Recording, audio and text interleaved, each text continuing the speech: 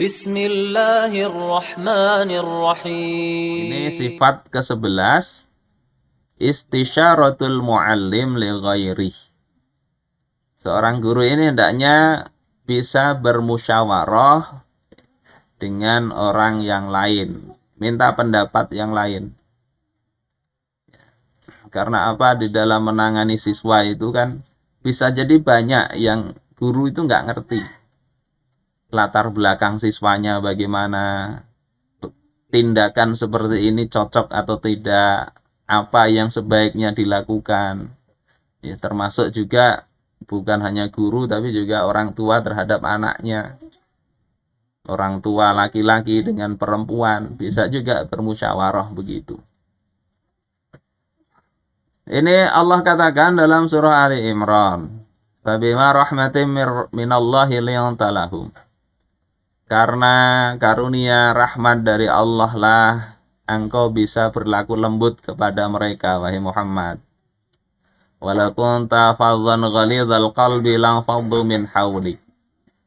Kalau engkau itu kasar, keras hati, niscaya mereka itu akan menyingkir dari sisi engkau. Fa'fu anhum. Maka maafkanlah mereka. Wastaghfir lahum. Mohonkanlah ampunan untuk mereka. Jadi ini juga sifat guru ya. Kalau ada muridnya keliru, maafkan. Mintakan ampun kepada Allah. Wasyawirhum fil amr. Dan bermusyawarlah engkau dengan mereka fil amr dalam urusan itu. Fa idza azamta fatawakkal 'ala Allah. Kalau engkau sudah punya azam, bertawakallah kepada Allah. Innallaha yuhibbul mutawakkilin. Sesungguhnya Allah itu mencintai orang-orang yang bertawakal. Sebetulnya Rasulullah itu kan orang terbaik. Yang sahabat ketika ditanya itu juga sering mengatakan Allahu wa rasuluhu a'lam. Allah dan Rasulnya itu yang lebih mengetahui. Tetapi ya, Allah menyuruh orang terbaik itu untuk bermusyawarah dengan umatnya. Ini menunjukkan musyawarah ini sebagai sesuatu yang baik. Yakni kata Imam As-Sa'di dalam menafsirkan ayat ini, dalam urusan apa? Dalam urusan yang memang perlu untuk bermusyawarah. Jadi memang tidak semua urusan. Kalau urusan yang kecil-kecil sekali mungkin yang perlu cepat bisa bikin keputusan. Nggak perlu langsung musyawarah terus. Karena musyawarah itu ya fa inna fil istisyarah minal fawaid wal masalih ad-diniyah wad dunyawiyah. Di dalam musyawarah itu banyak faidah, banyak kemaslahatan, baik itu dunia maupun akhirat. Ma la yumkinu hasruhu, yang tidak mungkin untuk dibatasi atau dihitung, banyak sekali. Penting musyawarah ini. Saudaraku sekalian rahimakumullah, ini saya kasih tambahan juga. Riwayat dari Abu Hurairah, beliau mengatakan, "Ma ra'aitu ahadan." Tidaklah aku melihat seseorang aktsara musyawaratan li ashabihi, yang lebih banyak bermusyawarah dengan sahabatnya, min Rasulillah sallallahu alaihi wasallam, daripada Rasulullah sallallahu alaihi wasallam. Beliau itu orang yang sepengetahuan Abu Hurairah paling banyak musyawarah. Jadi jangan merasa sudah cukup kemudian maunya dia sendiri. Paling tidak dikomunikasikan sehingga kerjaan atau tugas itu ditanggung sama-sama. Itu akan memunculkan suasana yang lebih baik, insya Allah begitu. Nah, permasalahannya lagi adalah ma huwa ar-ra'yu alladzi takunu fihi syura awit tasyawur. Ini di kitabnya nggak ada ya, saya kutipkan dari Asasiyah Al-Islamiyah juz pertama. Pendapat apa yang di dalamnya itu ada musyawarah? Yakni musyawarah ini dalam hal apa sih? Apakah untuk semua perkara atau untuk perkara tertentu saja? Maka dikatakan di situ bahwasanya nas Al-Qur'an itu menunjukkan bahwasanya musyawarah itu terjadi di dalam semua pendapat, semua perkara. Ya, karena ayat ini wa amruhum syura bainahum. Kemudian wasyawirhum fil amr. Perkataan di sini ini umum. Amruhum itu semua perkara. Al-amr alnya ini al lil jinsi. Lil istighraq, ya. Lam jenis yang dia maknanya adalah mencakup semua makna, semua urusan, artinya itu bisa dimusyawarahkan. Jadi ayat ini umum, tidak dibatasi musyawarah ini untuk perkara-perkara yang mubah saja, tidak begitu, tapi untuk semua perkara. Alasannya ya ayat ini, wal am yabqa ala umumihi malam yarid dalilut takhsis. Lafaz yang umum ini itu tetap berlaku atas keumumannya, yakni semua perkara tadi, selama tidak ada dalil yang mengkhususkannya. Wa huna lam yarid dalilun yukhassisus syura fi syai'in. Nah, di ayat ini tidak ada dalil, ya. Di sini tidak ada dalil yang mengkhususkan musyawarah itu untuk sesuatu saja, bukan sesuatu yang lain. Fatakunu amah fi kulli ra'yin. Sehingga musyawarah itu ya umum untuk seluruh pendapat jenis apa saja. Jadi bicara musyawarah itu domain atau mahalnya itu adalah seluruh pendapat, bisa dimusyawarahkan. Nah, permasalahan berikutnya adalah ma huwa hukmu hadzal ra'. Ya, bagaimana hukum pendapat-pendapat tadi? Kalau sudah semua perkara boleh dimusyawarahkan, penentuannya itu seperti apa? Keputusannya itu bagaimana? Apa yang diperhatikan di dalam pengambilan pendapat? Ini masih saya kutipkan dari As-Sahsiyah Al-Islamiyah juz pertama. Yang pertama, kata musannif, innal hukma syar'i innama turajjihu fihi quwwatud dalili faqat. Bahwasanya hukum syariat itu hanyalah yang diperhatikan atau yang merojihkannya itu adalah kekuatan dalil saja. Jadi kalau pendapat terkait hukum syariat silahkan dimusyawarahkan. Tapi patokannya itu adalah mana yang paling kuat dalilnya, itu yang paling layak untuk diambil sebagai pendapat ya, di dalam musyawarah itu. Biasanya kalau di NU mungkin bahsul masail.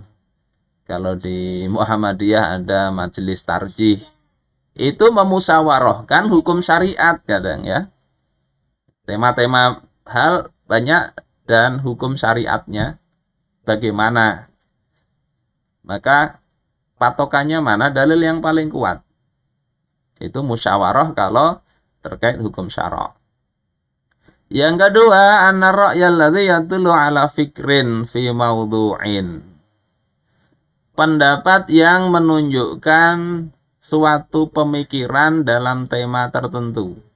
Tapi bukan hukum syariat. Misalnya mendefinisikan kebangkitan itu apa, masyarakat itu apa, COVID itu bagaimana. Ya. Yurajjihu fihi janibus shawab. Maka yang merojihkan di dalam pendapat ini itu adalah sisi ketepatan. Ketepatan pendapat itu, kesesuaian dengan fakta.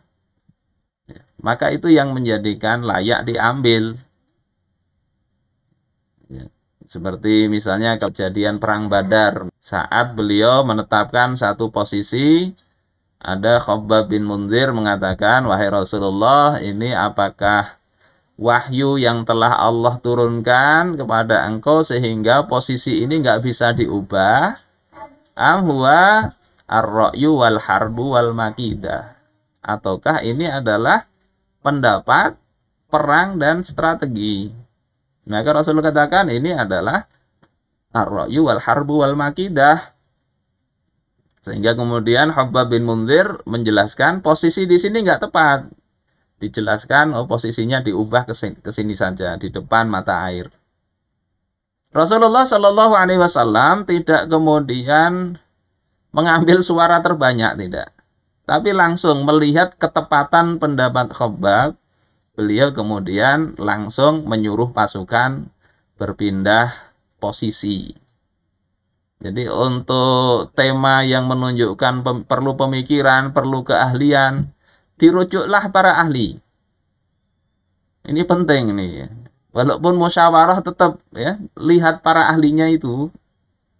Ahli yang memang kapabel dan punya integritas. Tapi kalau ahlinya itu ketahuan bisa disuap ya, susah juga untuk dipercaya. Ini yang jadi masalah kan kadang di negeri kita ini, konsep yang paling sederhana ini saja susah.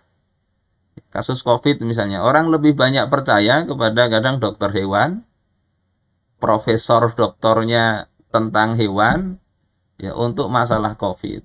Kadang ada ahli ekonomi yang lebih dipercaya daripada dokter. Ada dokter yang ya agak nggak pas lah ininya. Lihat statusnya ini bener apa enggak ini loh. Mirip-mirip statusnya orang ini Sunda Empire. Itu yang lebih dipercaya. Maka ini juga perlu diperhatikan. Saudara-saudaraku sekalian rahimakumullah, itu yang kedua. Yang ketiga, anar-ra'yal ladzi yursidu ilal qiyam bi amalin minal a'mal yurajjihu fihi ra'yul aksariyah. Sesungguhnya pendapat, pikiran yang menjelaskan suatu al-qiyam bi amalin, pelaksanaan sebuah amal, maka yang dikuatkan pendapat mayoritaslah yang dianggap kuat di situ. Contohnya kayak kasus perang Uhud. Itu kan perangnya sudah jelas. Tinggal amalnya ini di dalam kota kah, di luar kota kah. Rasulullah meminta pendapat kaum muslimin, dan kaum muslimin mayoritas menginginkan disambut di luar kota Madinah. Maka pendapat mayoritas itu yang diikuti Rasulullah Shallallahu Alaihi Wasallam. Beliau menanggalkan pendapatnya sendiri dan pendapat sahabat-sahabat besar. Apa bedanya dengan yang kedua tadi? Perang Badar kok nggak memakai pendapat mayoritas? Kalau perang Badar kan bicara strategi, perlu keahlian ya. Perlu keahlian, ketepatan. Sementara perang Uhud itu kan cuma bicara di dalam dan di luar. Dalam kota kah, di luar kota kah nyambut musuh? Bukankah di dalam kota dan di luar kota juga strategi? Ya kalau dibilang itu strategi ya silahkan, tapi ibarat strategi itu paling luarnya. Karena ketika di dalam itu nanti strateginya juga belum diperhatikan. Ketika di luar menyambut musuh, ya di Bukit Uhud itu strateginya ada strategi tersendiri. Makanya di sini dikatakan al-qiyam minal a'mal, sekedar melakukan amal. Bicara strateginya ya nanti. Kalau di dalam bagaimana, di luar bagaimana. Nah, pendapat-pendapat yang seperti ini itu mayoritas itu dipakai sebagai standar. Ini sekedar tambahan supaya nanti di dalam musyawarah, di dalam dunia pendidikan juga diperhatikan. Kalau menghukuminya itu hukum syariat, nggak usah diperhatikan selain kekuatan dalil. Misalnya ada siswa pacaran, karena sudah banyak ini siswa-siswi pacaran, akhirnya sekolah misalnya musyawarah kita bolehkankah, tidakkah? Maka itu lihat dalilnya, boleh nggak? Nggak bisa dipungut suara terbanyak, nggak bisa begitu. Tapi ketika misalnya ini kita pembelajarannya tatap muka kah, online kah? Nah ini masuk jenis ketiga. Silahkan ambil menurut suara terbanyak. Ya. Tatap mukanya ini bagusnya pakai apa? Zoom kah, Google Meet kah, atau apa? Cari yang ahli.